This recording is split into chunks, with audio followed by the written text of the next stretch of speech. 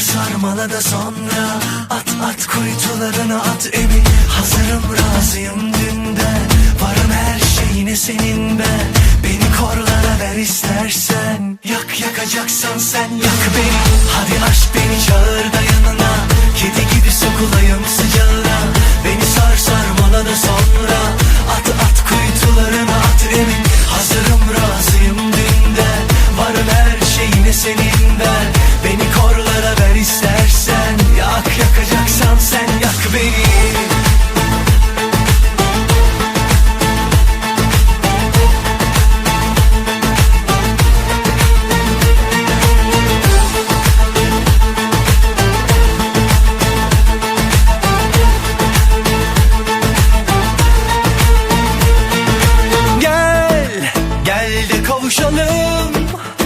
Renk renk gökkuşaklarından hayallere yelken açalım.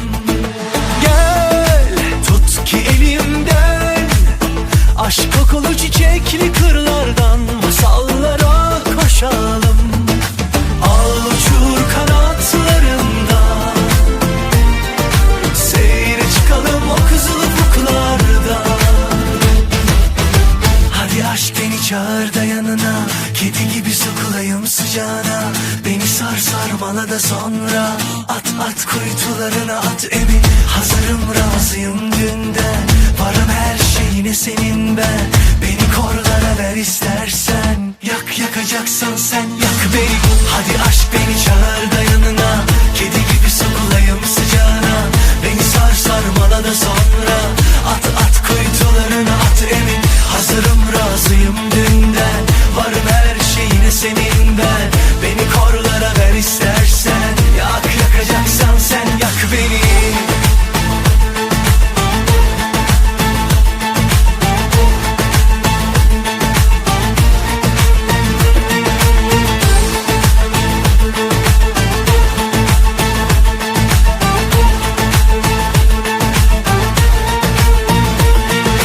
Al uçur kanatlarında,